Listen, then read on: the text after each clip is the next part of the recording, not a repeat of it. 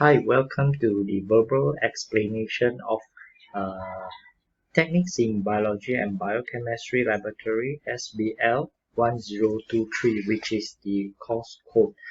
Today we're going to look at some verbal explanation about chapter 8, which is on the aspect of analysis of starch, sugar, protein, lipid, and amino acids. Our focus of verbal explanation will be on two. The first will be the protein quantification technique, and the second will be on types of lipid tests. In general, there are two main protein quantification techniques. The first we call it as calorimetric assay. The second we call it as spectrophotometric techniques. We try to look at the first protein quantification technique, which is the calorimetric assay.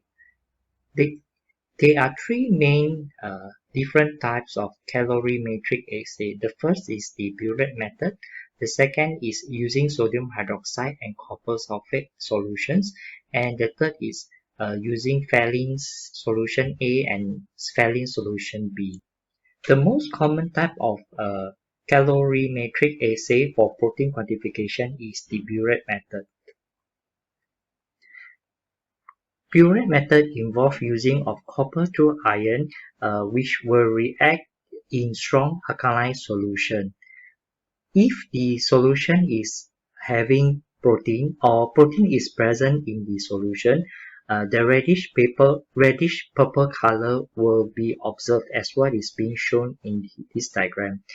If there is no protein that is present in the solution, the indicator will be no changes in the color. Now we'll try to look at the second type of protein quantification technique known as spectrophotometric techniques. In spectrophotometric techniques, a spectrophotometer is required. This is how a spectrophotometer machine looks like that you use in the lab.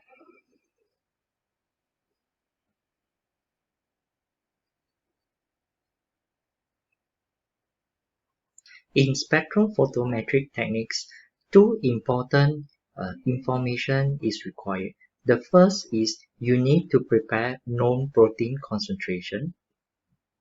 Second, you need to measure the spectrometric adsorbent value. For the first piece of information that is required, you need to prepare a series of dilution containing different concentration of protein. The type of protein samples that you use is bovine serum albumin, or in short form we call it as BSA. And there are approximately 7 test tubes that you need to prepare, and each test tube is labeled accordingly, having different types of BSA concentration in the unit of mg per ml.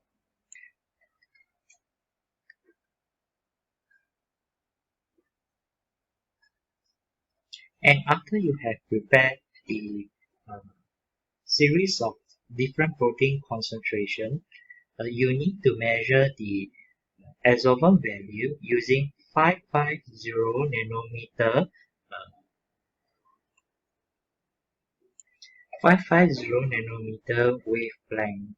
Eventually, what you need to do is that you need to put each of the diluted protein concentration into the cuvette and measure or get the adsorbent value by reading the value that is shown by the spectrophotometer as what is being shown in this video.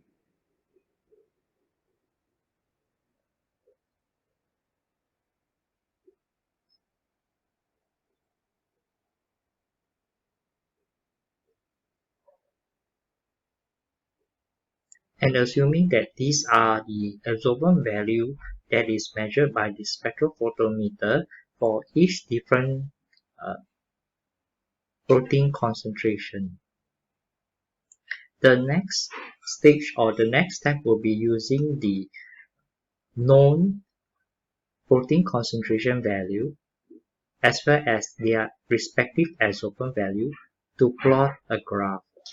And after plotting the graph will look something like what is being shown in this slide, which is having adsorbent value at the y-axis with the known protein concentration in the x-axis. And this graph is what we know as protein standard curve. And you might be wondering, what is the purpose of having protein standard curve?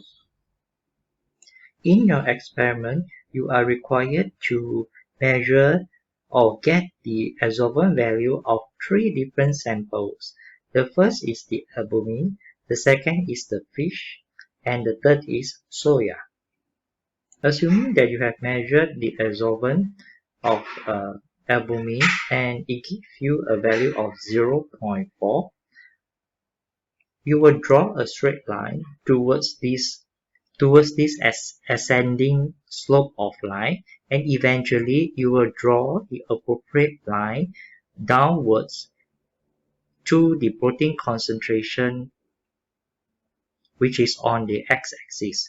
As what you can see here, the protein concentration of the albumin that is measured using the spectrophotometer is approximately 0.49 microgram per microliter. You can see that there is difference in terms of the unit. Please follow exactly the unit that you use when plotting the standard curve.